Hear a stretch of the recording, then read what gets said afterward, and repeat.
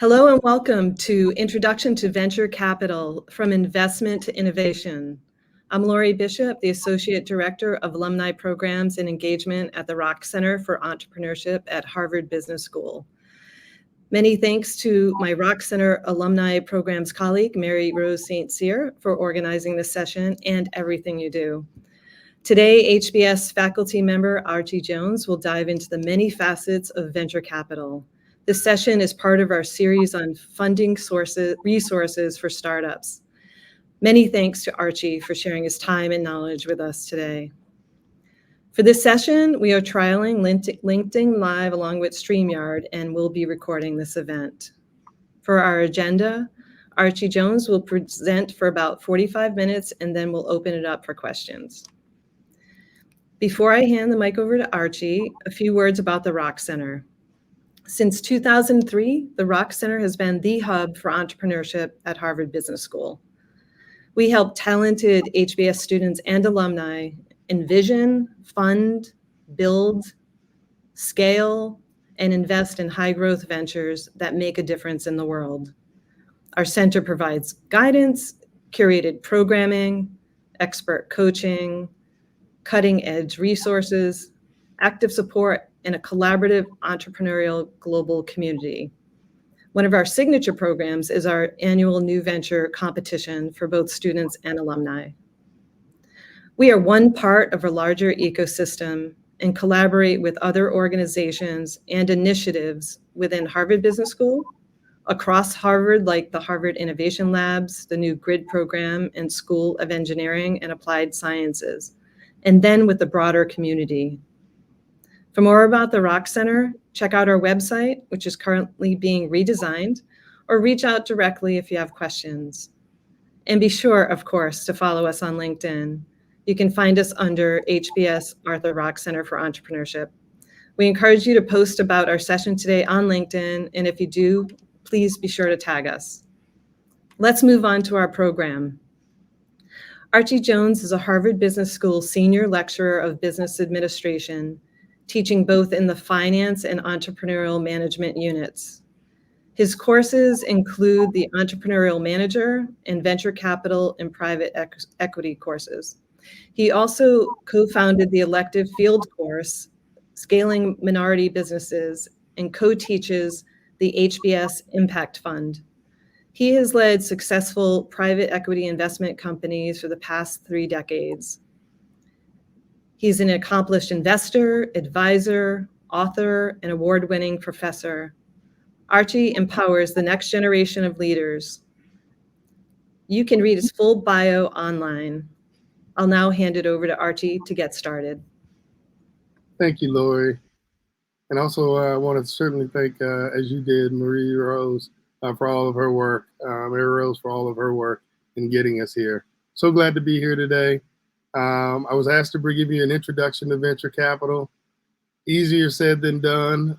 It will be a lot for those of you that it is truly an introduction, and it will leave some wanting, those of you who know more about private equity and venture capital. I thought we'd start with this little cartoon that gives you some sense of what it is like to be a capital raiser or a founder in venture capital.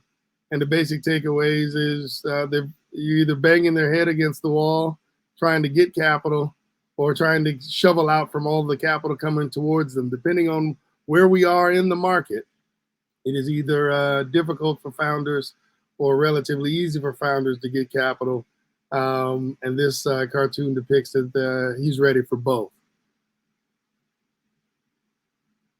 Today's agenda. I broke it up into 3 parts, kind of a broad general overview of venture capital, what it is, how the players work, a little bit of how venture capitalists get paid, and how structured venture capital works, what the difference is between venture capital and private equity, which is a question I got recently, which I thought is actually decent for us to spend a little bit of time on. And then I thought I'd share some trends, some charts and data that just shows, over the last decade, how big is the industry, what's its impact more broadly, and what's its impact on the broader economy and its importance to the broader economy. and what it's good for and what it isn't necessarily great for. And then lastly, finish off with some current market conditions of in 2024 and looking beyond, and mostly from the lens of from a founder's perspective. If you are out raising capital, if you're going to be interacting with venture capitalists and trying to get their assistance in growing your business, what you might be looking for in this current environment. Venture capital. And actually, before I go into this slide, one of the things I thought about this morning was, what is the history of venture capital? And I didn't make you a slide for this one, but I thought I'd take you through at least something some data that I pulled. It says the origins of VC. VC is the shorthand for venture capital. There will be a lot of jargon in this conversation. Mary Rose is also going to post in the chat a jargon list, so a list of the top 100 terms, shorthand, those acronyms that are used in talking about venture capital, so that you got that as a reference guide. But in terms of the origins of VC, it says that they are debatable. Some say it goes as far back as Christopher Columbus, who got sponsored by Queen Isabella of Spain to voyage to the Americas, and that in return for funding his high-risk venture, she got 90% of the profits after he accidentally discovered the West Indies. And so you could argue that venture capital goes all the way back there, even though it wasn't a formal industry. And then I thought it was interesting, you'll hear me talk about carried interest, which is one of the ways that venture capitalists get paid. And this quote said, as exploration continued to Asia and the Americas over the next century, the captains of ships would eventually take a 20% share of the profit from their carried goods, which is where the term carried interest comes from. And so you hear me talk about carried interest later, but at least in terms of history, I thought that was an interesting little nugget to give you that venture capital investing, going after high risk ventures with the hope of getting some reward, has been around. Again, this is credited to Columbus. You could argue it may have even gone back further than that. And then we'll talk about the formal industry, which in terms of the venture capital ecosystem that we talk about today, really is probably one that came about in the 1940s, 1950s, kind of mid 20th century. In terms of venture capital, it is a form of private equity. And I'm going to touch on the distinction between private equity, but it is a subset of the broader category of private equity. It is there to fund startups or early stage emerging companies that have little to no operating history, and in some cases, just a business plan or an idea. And these companies sell a stake, usually a small stake, a minority stake, less than 50%, in return for this funding. And beyond the dollars, in the cases where it's working well, venture capitalists will also bring some technical support and some managerial support in terms of how to build a business, how to take an idea, take something from the ideation stage into execution. As the second bullet here says, they typically produce venture capitalists or venture capital investors typically invest or at least participate in some part in management. And they typically also focus in on particular areas where they have had some history and some experience. In terms of benefits, they offer entrepreneurs some other advantages like portfolio company support and introductions to new potential clients to grow the business and test out the business model. And then if you put your investor hat on, venture capital is an asset class. So it's what is called an alternative investment. So different than, and we'll talk a little bit about that distinction between public market investing, so investing in stocks and bonds that are easily traded, and alternative investments like private equity, which are more illiquid. And these are typically invested in by large institutions, whether they're pension funds, school endowment funds, and accredited investors, including high net worth individuals. Now, this question of private equity versus venture capital, again, first want to make the distinction of private equity versus public equity. Public equity, again, being those securities that are easily traded, stocks, bonds that are traded on the various exchanges, again, fairly liquid, easy for investors to get in and get out of. Different than private equity, where private equity is, again, closed loop transactions, not available on traded markets. For those who've invested in these private equity investments, they're considered fairly illiquid. There's not a public market. If I invested in this startup with the startup company, and now I've got a small ownership percentage, there's not a place to go to Charles Schwab, if you will, to go trade that interest. I've got to hold on to it and hope for an exit event. In making the distinction, so venture capital fits under the broad category of private equity. But then as you then start talking about venture capital, you also hear venture capital versus private equity. Within the broader category of private equity, we then make the distinction of private equity transactions that are later stage, and they should actually be in their full description. And again, you'll see this in the jargon slash acronyms that Marie Rose will share that I posted for you, that private equity is also should be labeled as later stage private equity. So you think of venture capital as early stage, again, investing in startups, taking usually a minority interest. In most cases, these companies have yet to generate revenue and profits. When you see down below that we talk about private equity as an investment category, not the overall area, that we're talking about, as you see in this first bullet, investing in established businesses. You can also think of this as buyouts. And again, they're in most cases, not all cases, but taking a majority stake in these businesses. These are existing businesses up and operating, where in later stage private equity or buyouts, they are looking to turn around businesses or expand on existing businesses versus picking up a new innovation or a new idea.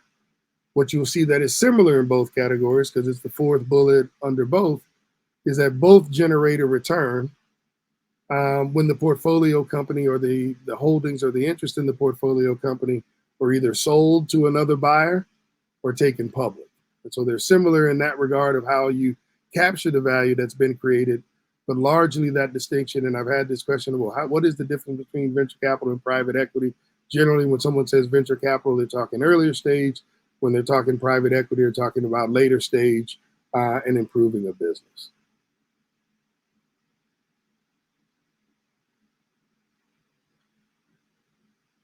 To carry that discussion a little bit further, to talk about returns, and again, returns is the profit that investors get back for, you talked about returns, you could think about back to that Christopher Columbus example, the return for Queen Isabella investing in ships and staff and supplies and all the rest of it.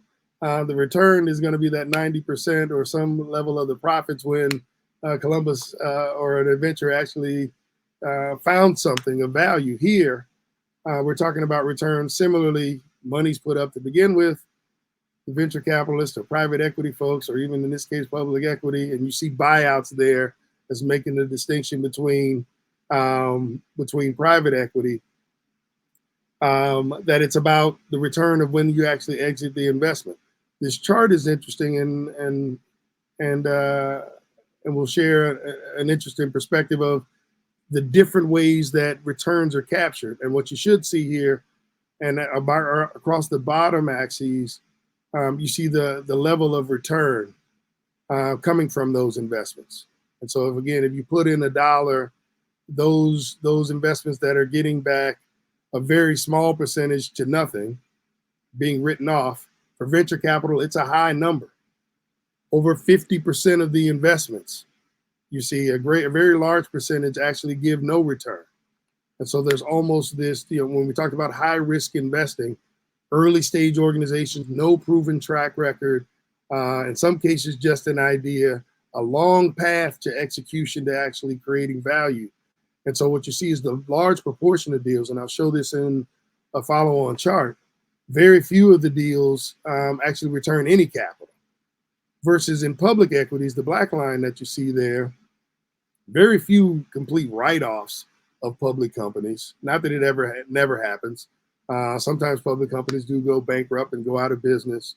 But in many cases, if a public company goes out of existence as part of a merger, again, a sale to someone else, and you see that bell curve that you see there where the majority of investments return, or not the majority, but a large minority percentage are at that kind of 1 to 2 times returning capital.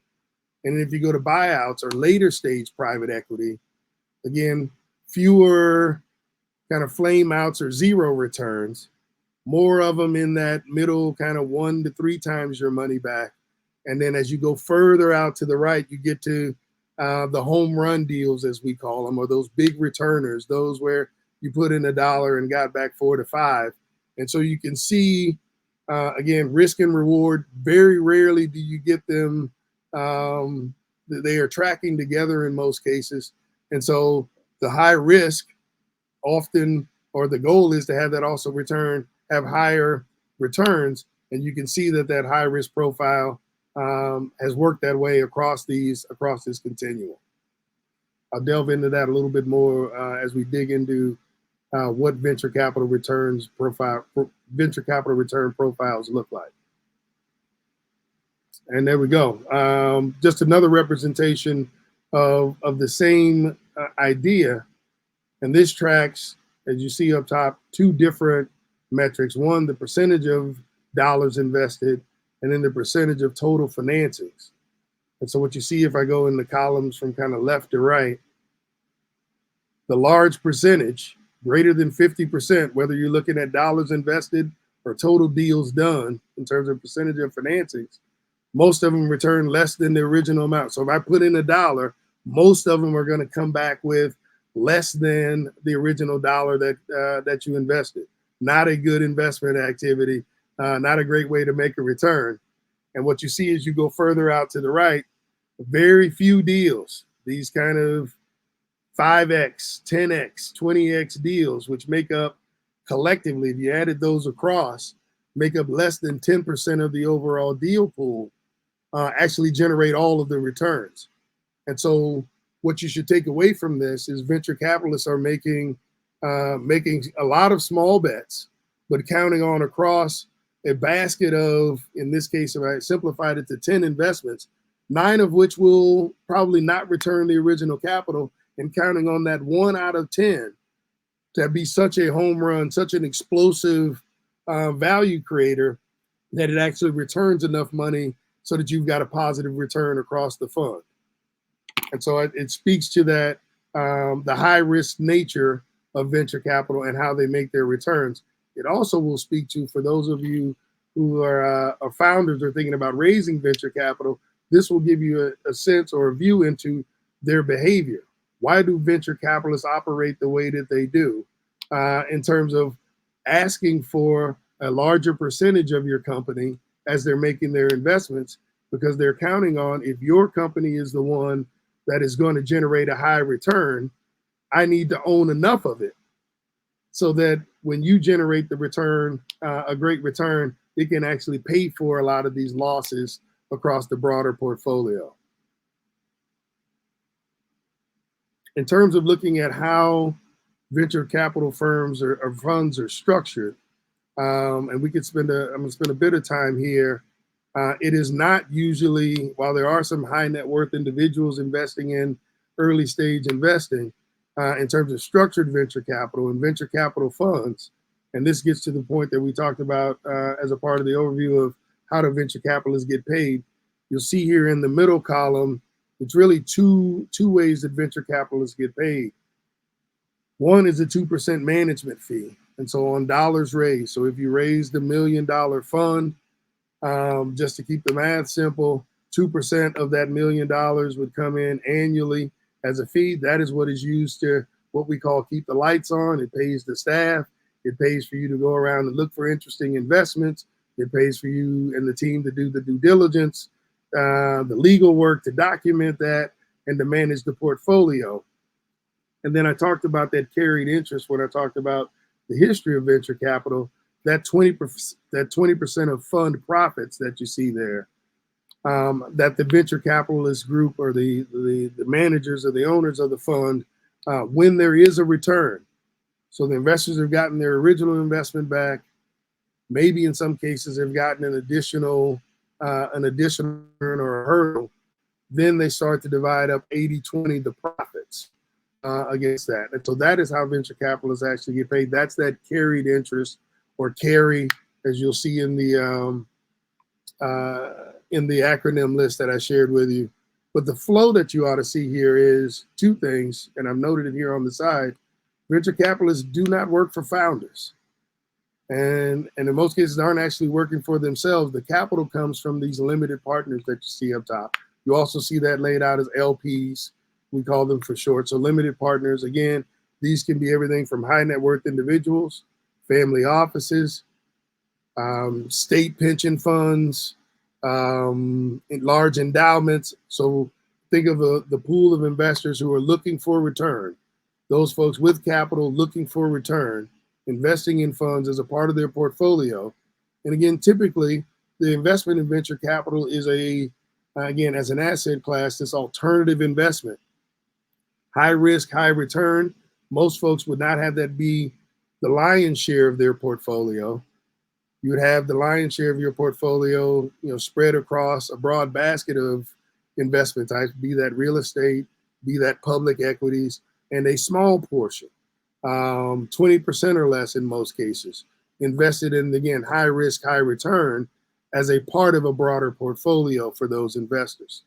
And then down at the bottom, you see the portfolio of ventures.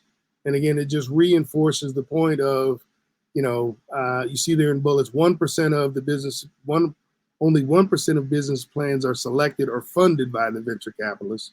You see there that second bullet, the lion's share, which I shared in prior data, has a very high failure rate. So most of the deals don't work out, don't return even the original capital in, and that leaves a small number of the deals to account for most of the investment returns.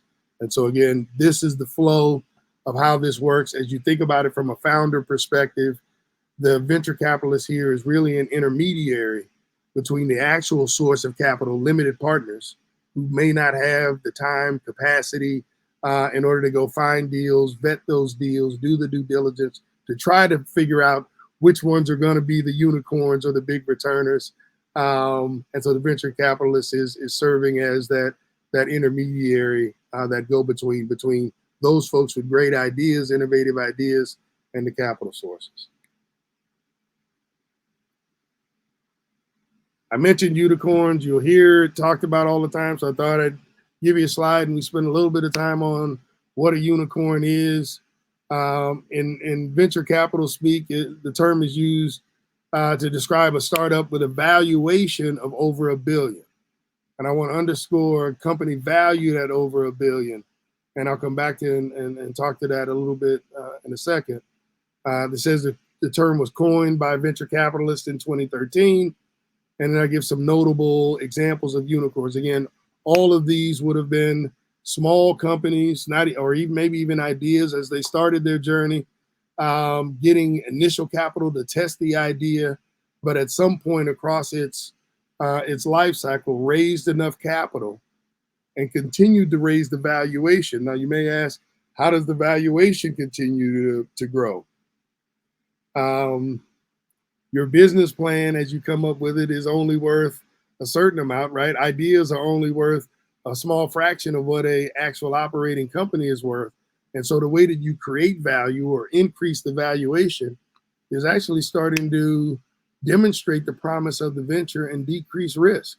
So as you go from, here's the product or the service that I think I'm going to deliver, to actually delivering a real prototype or an MVP, you'll see that in the acronym list, a minimal viable product. So something that someone can touch, bringing it to life. So now there's a real service or a product, to actually getting your first customer, to actually generating a profit, to start to bring in the kind of partnerships, if there's going to be some that are needed to bring it to life. These are all things that make the venture more valuable because it decreases the risk.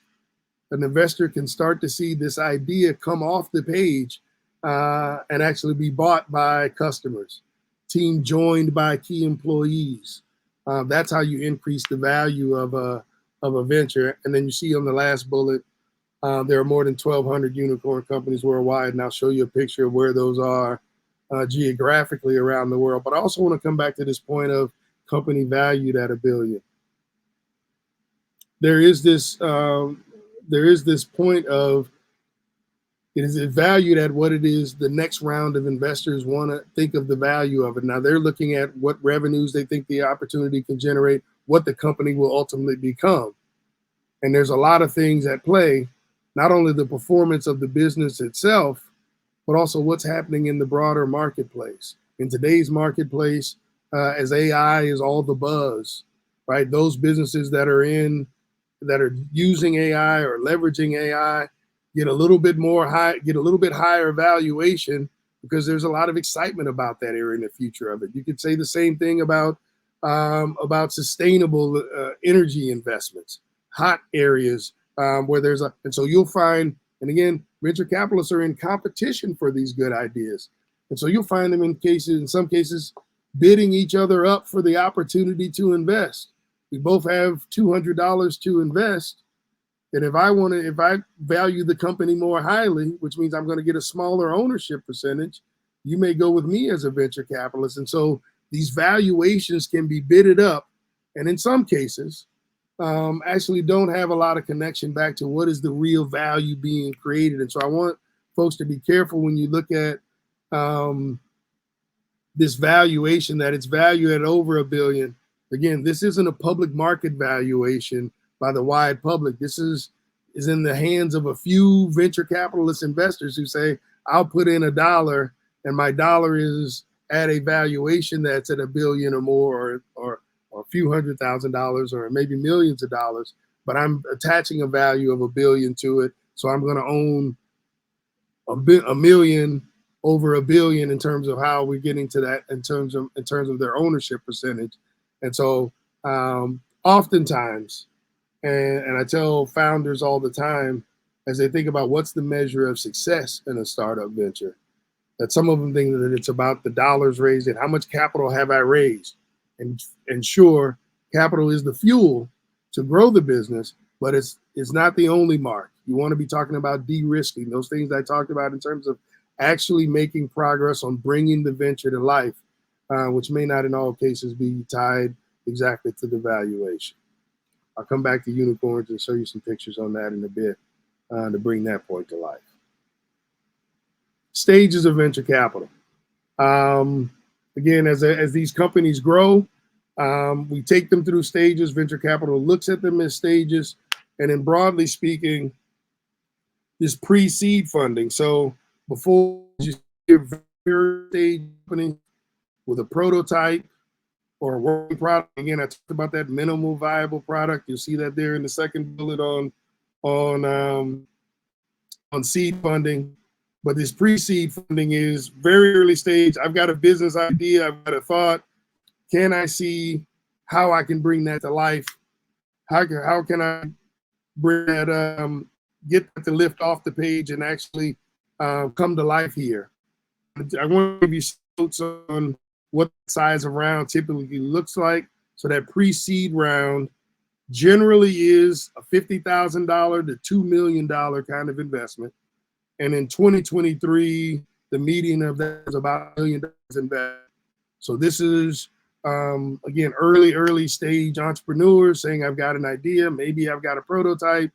Well, you put in this case, last year it was averaging about $1 million to help me bring that to life, to bring that to the next stage. In the seed round funding, which is considered, for most cases, the first round of VC funding or venture capital funding. Again, a small amount of capital, a little bit larger than in pre-seed, but again, around developing the business plan and starting to take that product even further.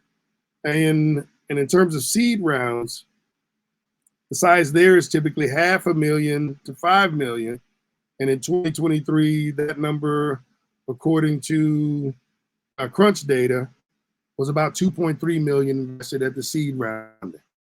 And so again, those same folks, if you think about it as a funnel, pre-seed funding, taking in about $1 million, working the idea forward, showing some promise, making some progress, going back out to the market, raising, at least in 2023, 2.3 million to take the idea to this early stage funding level that you see in our third bullet, typically designated as either Series A, B, or C, depending on where you are.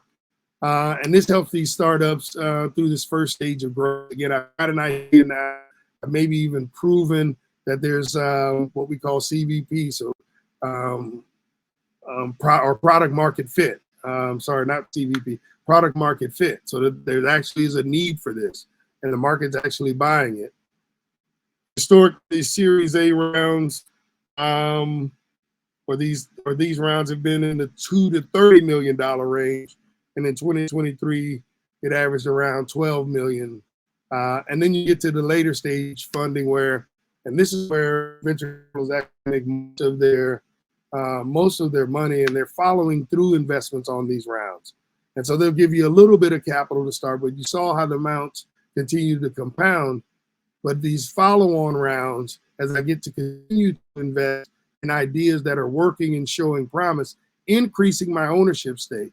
So by the time it becomes an Airbnb, the time it becomes an Uber, not only did I make a pre-seed funding, hopefully, but I also got to play not only in that first round, but I also got to participate again in these successive rounds and actually got to double down in some cases, or at least increase my bet or increase my investment. So as these things go public or create a ton of value, I actually get to put more capital behind a winning venture. Now the reverse is true as well. If the venture is not showing promise, you will make it tougher to raise these following rounds and raise the next round of capital. I talked to you about this idea of LPs, limited partners, got the money, you see the dollar sign, but don't have ideas, don't have these innovative ideas, and founders at the other end, not typically in most cases having the capital, but having the ideas about these companies, and the VC playing the role there in the middle. I thought it was interesting, these stats on the side, as we think about how venture capital impacts the broader economy. Less than 1%, 0.25%, less than 0.5%. So 0.25% of companies are venture capital backed, but 50%, thereabouts, depending on what year, of all IPOs are VC backed. And so a small percentage of companies use venture capital. A lot of companies, you can fund that either with personal debt, friends and family, in some cases grants. So there's a lot of companies that get started and funded without being a part of the traditional venture capital ecosystem. But if you think about the companies that make it through those stages that we just went through and find their way to an IPO or initial public offering, selling of those shares onto the public markets. And this is where a private equity company becomes public equity, where we all as public investors can go and buy the stock. 50% of those companies actually came through that VC ecosystem. And then VC-backed public companies, 41% of the total US market cap. So if you take the broad cross-section of publicly available public companies, traded stocks, 40% of those, 40% of that value, again, is back to those that were funded by venture capitalists early on, and a huge part of our overall R&D spend. So this is venture capital. One of its great advantages, one of its great contributions to society broadly, is its ability to bring innovation to market when it's done right. And that's its broader contribution, and why it is, venture capitalists are paid well when it works, and have a valuable place to play in our broader economy in terms of driving innovation. A lot of the household names, which I'll touch on in the next slide, actually came through this venture capital ecosystem.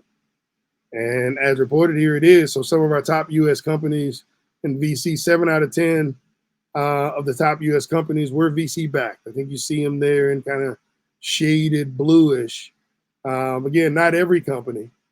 And then 87% of the top companies by market cap. So that's their valuation, are held, or at least were held, by venture capital companies.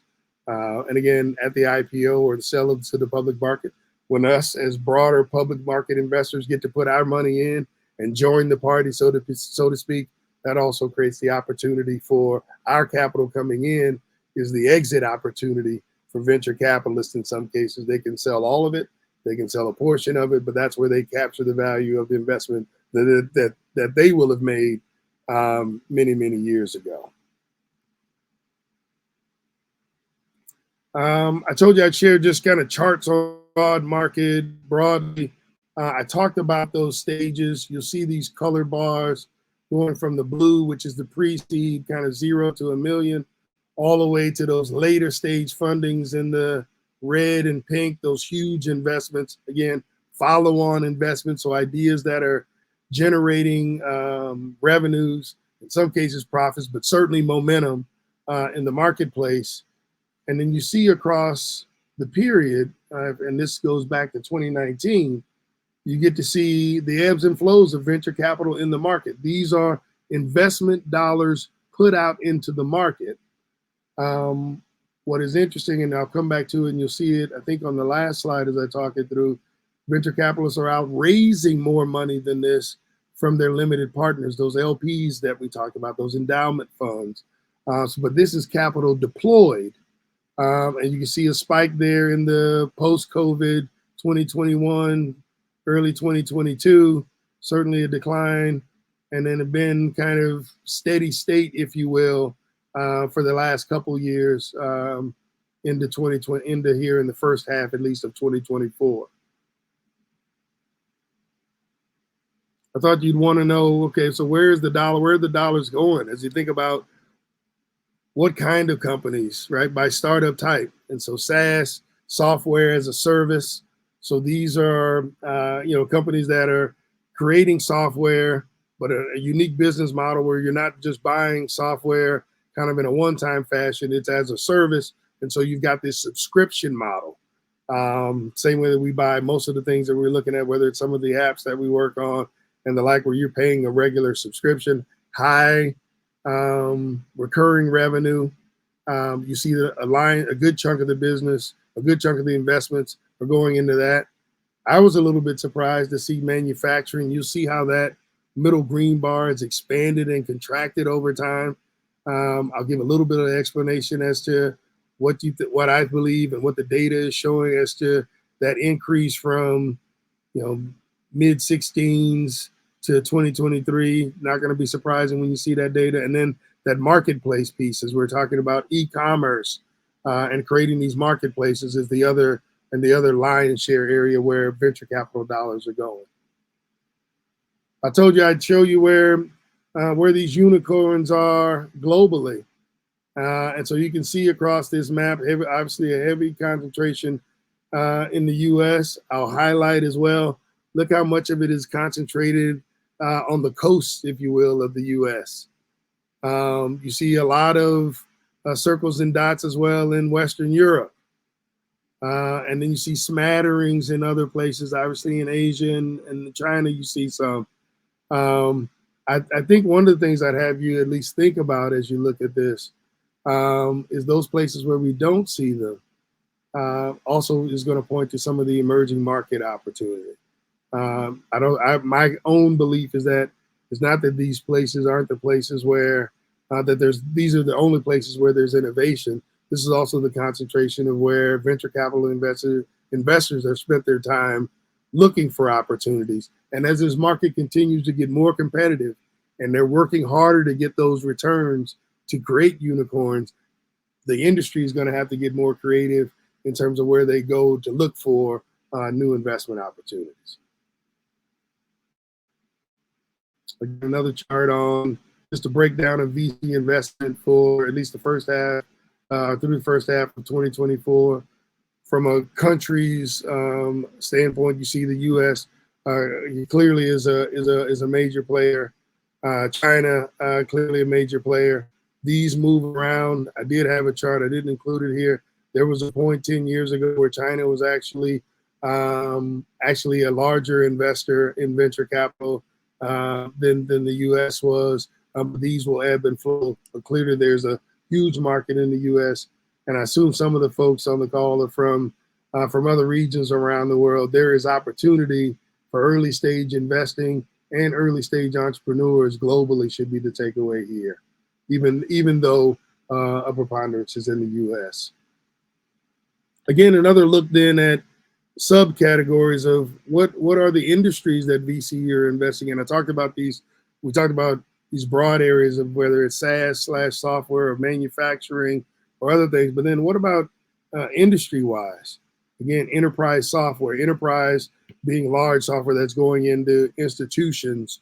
So the kind of software that companies and large organizations are using, governments even are using. You see health and healthcare right behind that. Fintech, clearly financial technology is what that's an acronym for. Transportation, energy, security, and continue on down in terms of the industries. Again, these move around as well. Software continues to be a hot one because it's also a growth area. You will also see, I think the other note that I want you to take away is those companies or ideas that require a lot of capital to bring them to life are the kind of investments that need VC dollars. And so you'll see there's a connection there of, if you don't need a lot of capital to start the business, you can start it with friends and family and get it up and going. If it's going to require a ton of capital to either build infrastructure or to build a market or to buy equipment, those are the places where, again, as we talked about, even back to the Christopher Columbus example, where there's a large investment needed up front, more than the mom and pop and more than the friends and family can do. That's where structured or institutional venture capital plays a role, and that correlates well with the industry that you see here. Another just deeper dive into leading segments, so kind of even cutting the industries and below. Not surprising, generative AI. You see AI in all forms in the top 3 categories. I believe this also ties back to, where is it down here? You see EV manufacturing. When I showed you that earlier slide on manufacturing, what manufacturing would be in there? We got semiconductor, we need to have all this, EV manufacturing. And so it's not our legacy manufacturing areas that we're talking about, but new tech, if you will, new manufacturing that is driving that manufacturing layer that we saw a couple slides back. We talked about countries, but then in terms of regions, so if you're looking for venture capital, where is it coming from? The Bay Area, not surprising. New York City, Denver even on the list. You'll see Austin somewhere down here, but then globally, where the hot pockets of capital are. And generally founders are trying to locate their businesses close to these epicenters of funding so that they can be closer to those funding sources, even though there is this move towards venture capitalists kind of getting out of their own backyard, if you will, and starting to find opportunities and geographies outside of these kind of named areas. The last thing I want to leave you with is looking forward. And this was from a study done in early 2024. The market changes. I've been at a conference, so I haven't gotten to see what the public markets did today, but it certainly was off yesterday, and lots of more talk about recession. So the outlook will change. That's why I put current in quotes, because current can change in a minute, but broad level trends. And this is less about telling you exactly or sharing with you a crystal ball of exactly what's going to happen in the market, because if I had that, it's tough to get onto a conference call if I could tell you exactly what was going to happen. But trends, and then more important than the actual answer is what these trends give you a little bit of insight into the venture capital marketplace. Number one is surge in dry powder. Dry powder, as it says here, it refers to the capital that has been, that has not been allocated or deployed. So I showed you all the dollars being deployed. Fundraising for these firms has even grown faster than that. And so they're sitting on this capital. There's this delta between what I raised from limited partners and what I've put to work. And that capital is sitting there, and it still needs to get a return. And so what you're going to see is this pent-up demand from venture capitalists for new ideas, and maybe even right ideas, getting more aggressive about how they put that capital to work, which should translate at some point into an advantage for the founders. Those folks raising capital can get a better deal because there are fewer investments out there, and venture capitalists are hungry for deals. Second point on rise in IPO. This made much more sense before some of our sell-off yesterday in the tough public markets, but when the public markets are growing and healthy and stock prices are moving up and to the right, it makes for a good exit environment. A great exit environment makes venture capitalists more excited about putting capital in because they can see how they're going to get their return. And so that also draws for you the connection between the public market, how the private markets behave, or at least look at things. This third bullet talks about governance structures.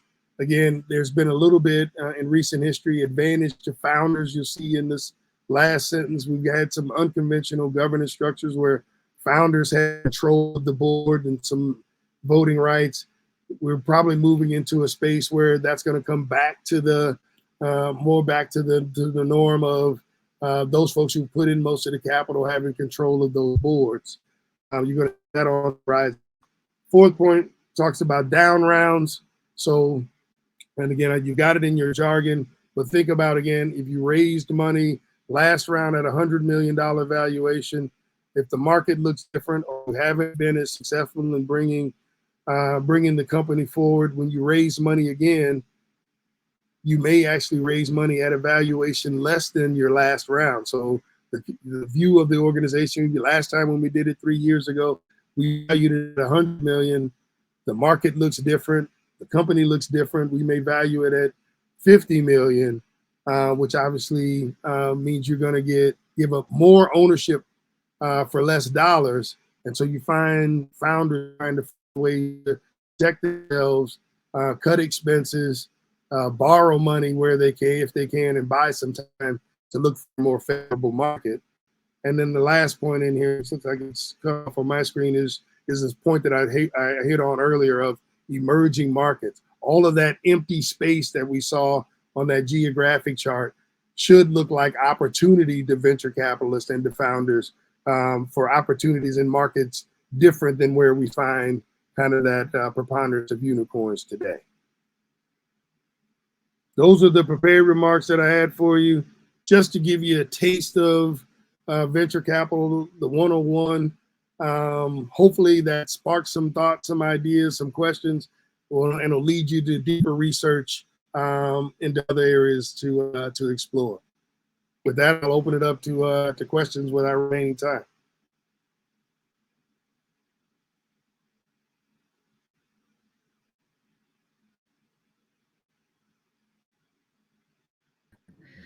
So we have some questions from the chat, so we can see them there. Archie, you can see that, right, across the...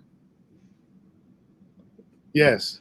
How to calculate the company's valuation? Well, that value's in the eye of the beholder. So how they calculate it is the short handle in terms of what you'll hear from a venture capitalist, though, is if I'm going to give $10 for 25% of the company, then the whole company is worth $40, right? And so that's how the translation, that's how the math usually is shared from a venture capitalist. They're going to offer you a dollar amount for an ownership percentage in your company, and reverse or the opposite of that lets you know how that's built up. So again, an example I just gave, if I offer you $10 for a 25% share in your company, then I valued the whole company at $40. We talk about post money and pre money. So post money, again, I put in $10, and the whole thing is going to be worth, because I own 25%. My $10 bought me 25%. That implies a valuation for the whole company of $40. And so your ownership per stake, or the existing shareholder at the time that I put that in, would own $30 or 75% of the venture, and I, as a venture capitalist, would own 25%. Thanks, Archie. So next up is from Shiv. How much do LPs in general make out of a deal? General is going to be in quote as well, but if venture capital over the long term has generated a 20% IRR, and I think it's probably in recent history been closer to kind of mid-teens, but we'll use 20% as a as a placeholder. That 20%, if the whole deal generates 20% of profit or return, 20%, and again, and then that carried interest piece is going to go to the GP, the general partner, the person running the venture capital fund.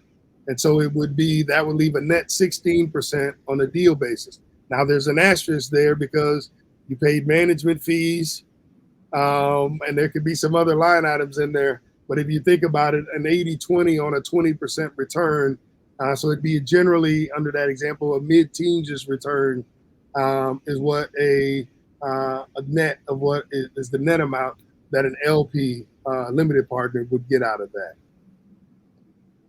Thanks, Archie. Thanks for your question. The next one is up from Ray.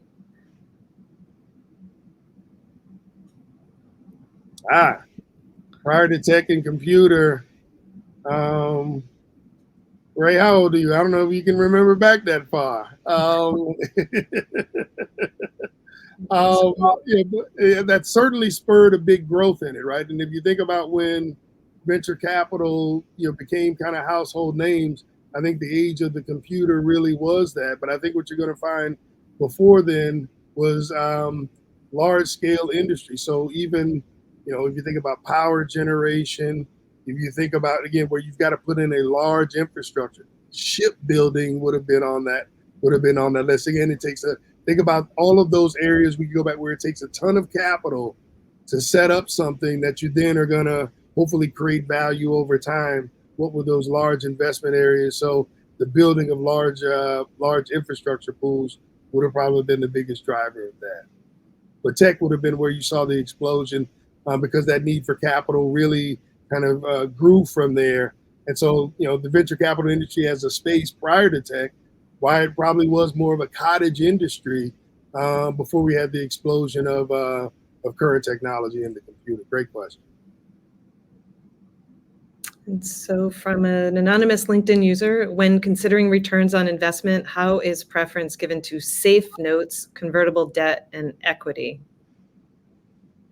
And so what that speaks to is investors, again, and again, this is part of the 201 class. So we could spend a whole nother hour on these. What you're going to find is investors have looked at, I gave that example of I invest $10 for 25% of your business. That is assuming that we're all coming in common equity.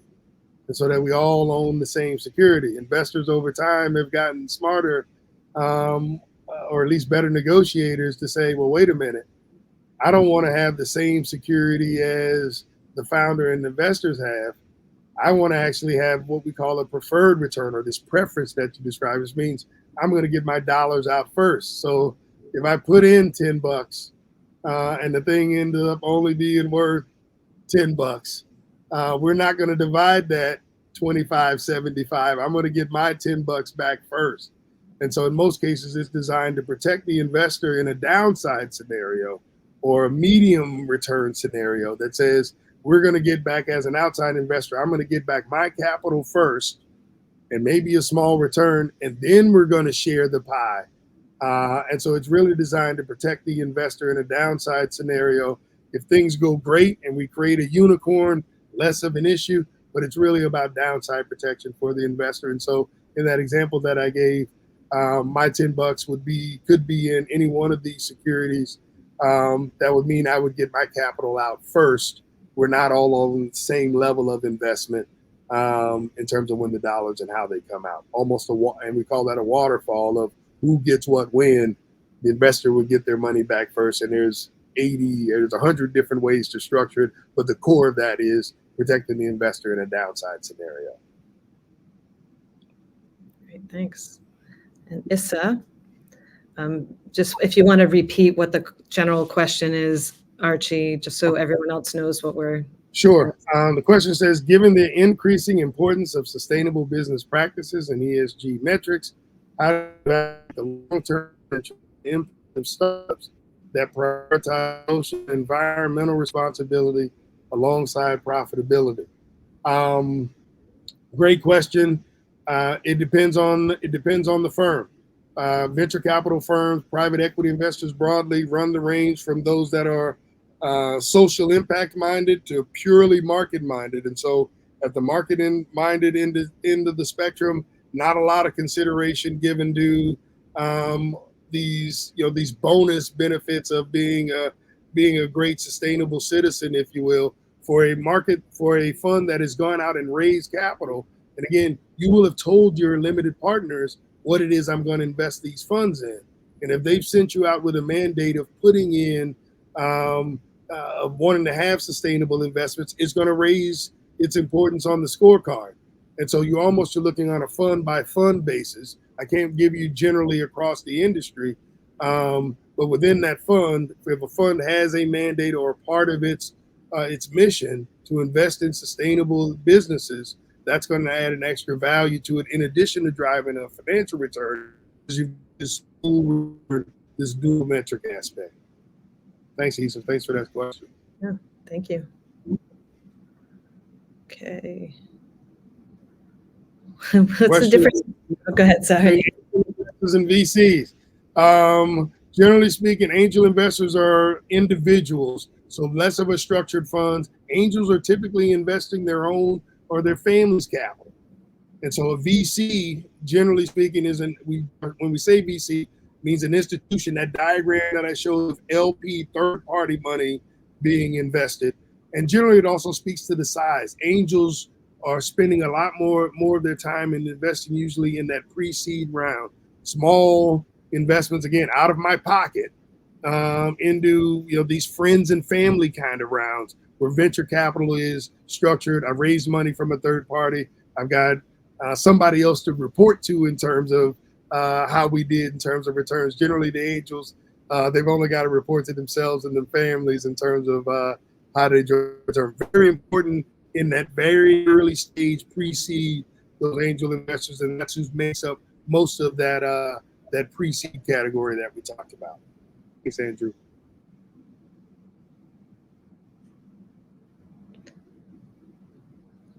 Back from Shiv. Shiv, tons of books. I'm going to post some in the chat or send you some. I've got a few thoughts for you on that.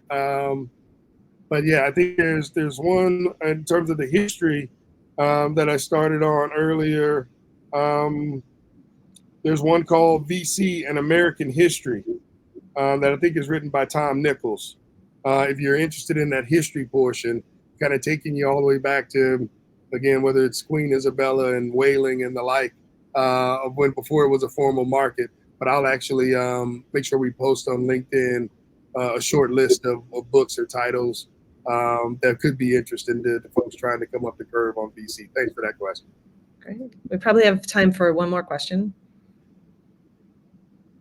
So the question is, why do you think some business models can be more attractive for entrepreneurs in emerging markets? Again, I think it's tailored. Again, we spend a lot of time in of course, first we call the entrepreneurial manager of, a business idea is a really dynamic piece. There's a lot of different factors to a business idea. We've got a framework that call it the diamond square circle framework of how to think about a business. You've got to think about everything from inside of the business from customer value proposition to, can I actually make the thing or deliver the service effectively? How am I going to go to market? How am I going to achieve a profit? And then you've got the outside actor piece of not just investors. We spent time here talking about investors, but what about the partners? And what about the founders and key employees? And so you've got to look at, for those particular markets, what is the internal kind of need for the business, but then also what is the ecosystem around it that supports the business, including the context that it's working in and the competition. And so that'd be why I think it's certain models work in certain places because there's an infrastructure to support them and a demand in those markets for various solutions. Great question. Great. Thank you. And I think this comes to a close. We have about 1 minute. Archie, thank you so much for sharing your time and talent today. We're getting tremendous feedback from the chat. Some people want to know if you'd be willing to share your slides. We know we will be sharing the recording with everyone who registered, but would you be willing to share your slides separately? Yes. Okay, so we'll send those out to everyone. Thank you again, and thanks to everyone for participating today and all the great questions. Archie, thank you once again, and to Mary Rose for getting this all set up and working well for our first LinkedIn Live stream event. Thank you.